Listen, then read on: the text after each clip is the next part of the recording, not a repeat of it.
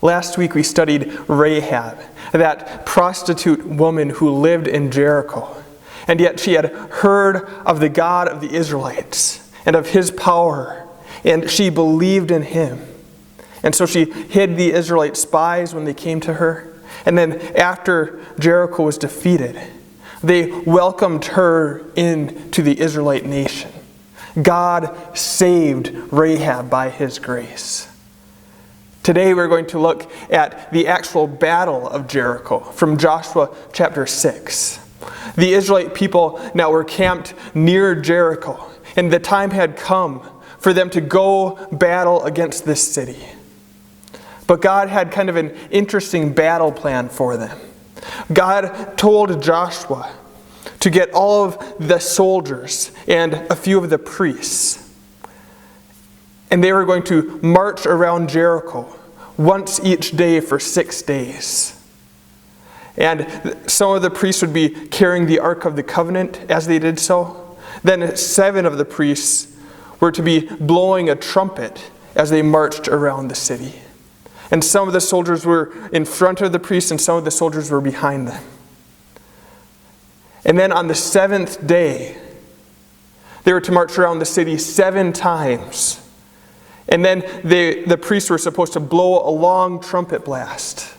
And the Israelite people then were supposed to shout.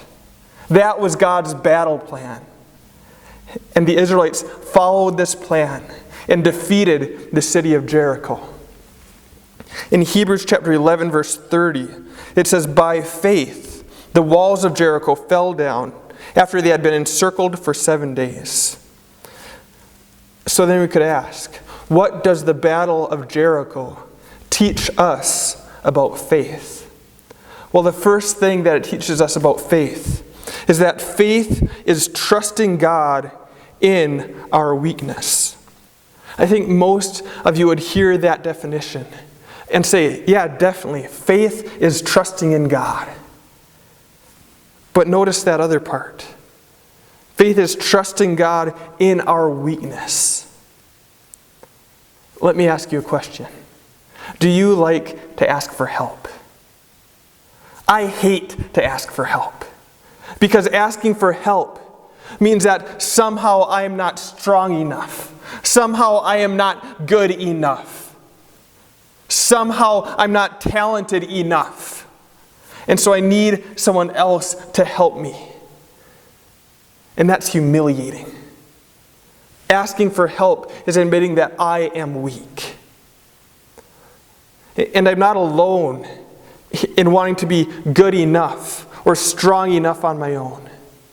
You'll see all kinds of inspirational quotes that tell us that people want to believe that they're good enough. There are quotes like, "You can be anything you want to be." Or, "Look inside yourself and find your inner strength."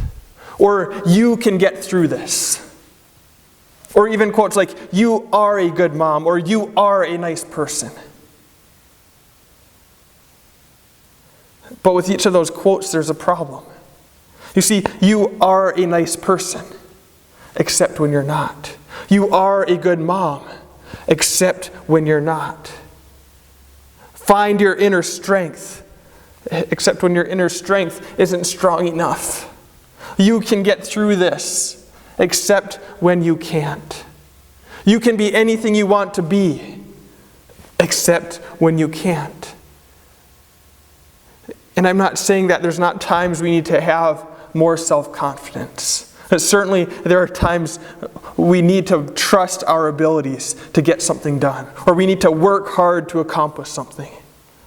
But the reality is that there are all kinds of situations in our life where we're not good enough, we're not strong enough. We're weak and we need help. And it's important that we admit that. Because without weakness, you can't have faith. Why would you believe in someone outside of yourself or trust in someone outside of yourself if you think that you are strong enough and good enough to face whatever life throws your way? You need to admit your weakness in order to trust someone else's strength. So what was the weakness for the Israelites? Well, the weakness that they had right now was that they couldn't walk through walls. They were going up against the great city of Jericho. And this city had huge walls around it. And all the entrances had been shut off to the Israelites. So they couldn't get in. How are they going to defeat this city without getting into its walls? And so in their weakness, they had to trust in someone who was greater than they were. They had to trust in God's strength and God's power. In Joshua chapter 6, verse 2, God promises, "See, I have given Jericho into your hand." And he's talking to Joshua, their leader there. God's basically saying, it's as good as done. I have given this city into your hand. And so Joshua and the Israelites believe this promise from God. And they follow God's battle plan, and the walls of Jericho fall down. In their weakness, they trusted in God's strength. Now, before we move on to the second lesson that we learn about faith from this account, I want to just have a little side note, which focuses on faith too. But the side note is that faith doesn't mean that you don't have questions. And I say that because there's an issue in this text that brings up questions for people.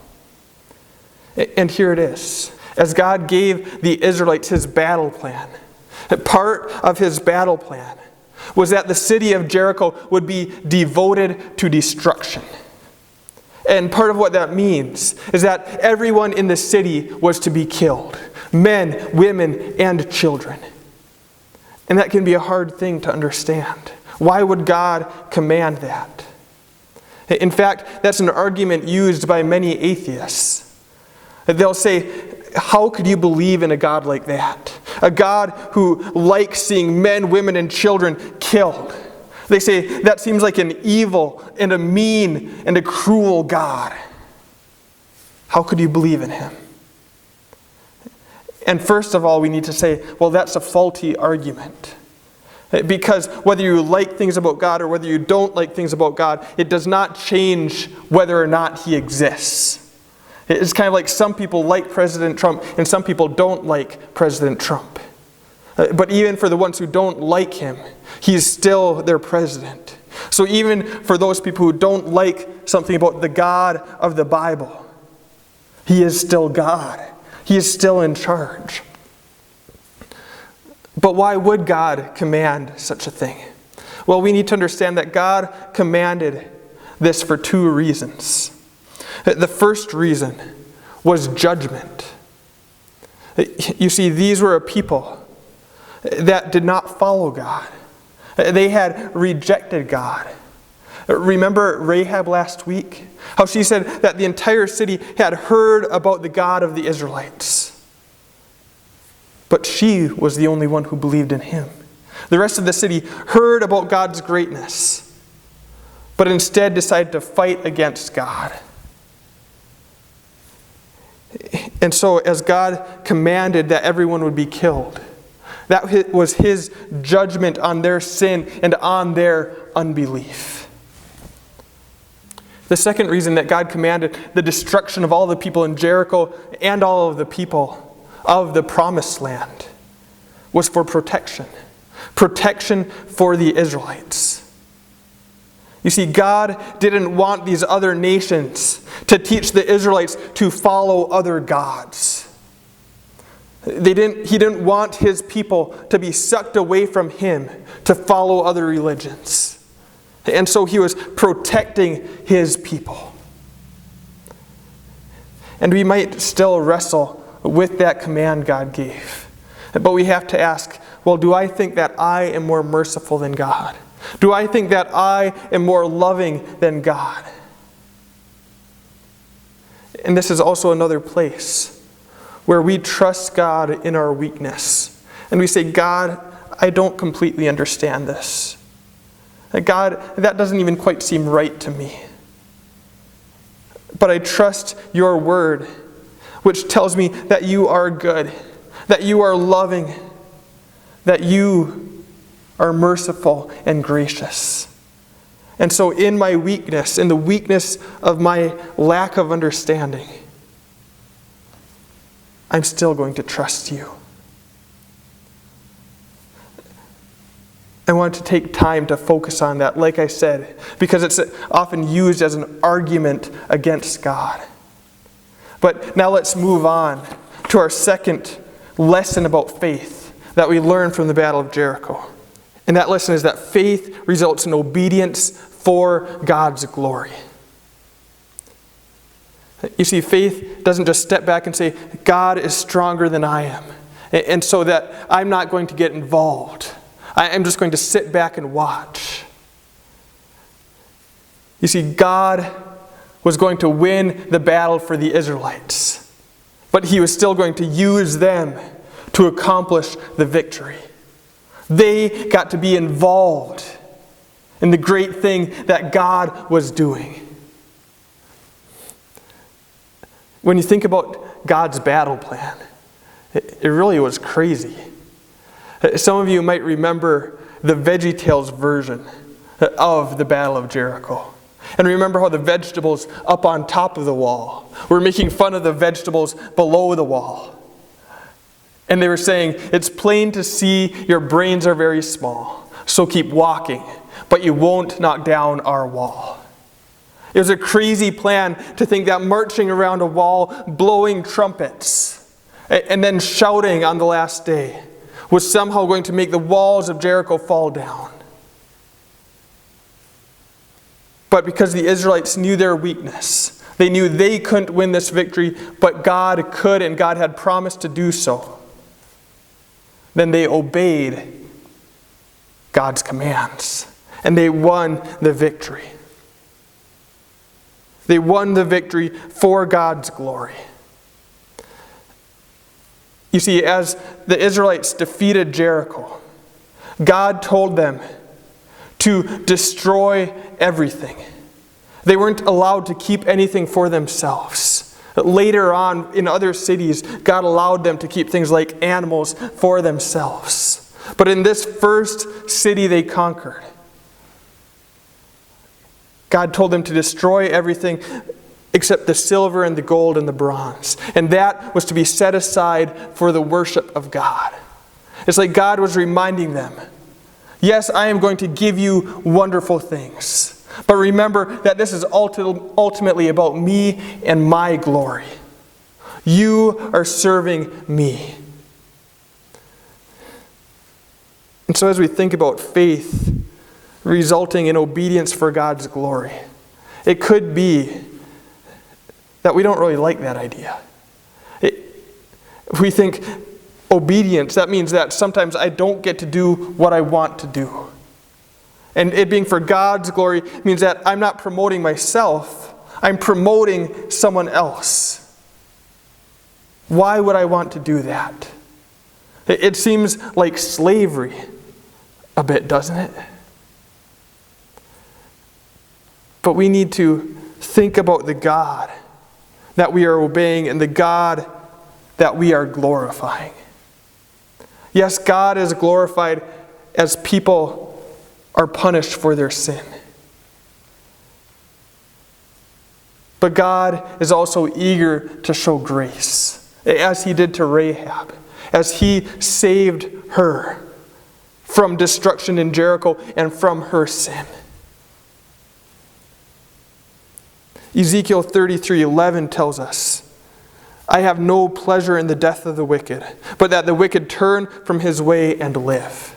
You see, the truth is that contrary to what the atheists want to say, God isn't a God who enjoys watching men, women, and children be killed. No, his desire is that they would turn from their wicked way and live, that they would admit their weakness and believe in him.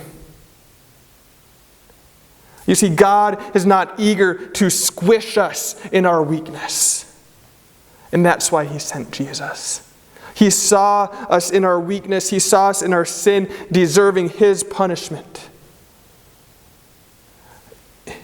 And he wasn't willing to just leave us helpless by ourselves. No, instead, he sent his Son, Jesus Christ, to be perfect where we were imperfect, to be strong where we were weak, and to receive God's wrath and punishment instead of us receiving God's wrath and punishment. God is glorified as he shows us grace and mercy and as he saves us. And so as we realize that we serve a God who is eager to help our weakness, eager to save sinners, eager to show us grace, then we gladly obey that God who rescued us. And obedience isn't boring, because we know that we are part of something so much greater than ourselves. Think of the Israelites. Yes, they were obeying God's commands, but as they did so, they were part of something much bigger than they could have been part of on their own. They were part of defeating a city they could not have defeated. And they were part of making God's name great as other nations heard about God's power. And God gave their actions significance and meaning and purpose. Yes, God was defeating Jericho, but he gave them meaningful work to do as they obeyed him. As the priests marched carrying the Ark of the Covenant and blowing the trumpets, they got to be part of something so much greater than they could have been otherwise. As the soldiers obediently marched around the city, they were part of something great, part of something that mattered. As the people raised their voices and shouted, they were part of God's mission, part of God's plan on earth. And so obedience was exciting. And in the same way, as we obey the God who saved us in our weakness, as we follow his plan for our lives, then we're part of something much greater than we could be on our own. Our lives have so much more meaning and so much more purpose than they would on their own. As we're part of making God's name known around the world. A God who takes no pleasure in the death of the wicked, but desires that they would turn from their way and live. He desires that they would be saved. And that is a God that we can joyfully serve, and a God that we want to see glorified. Amen.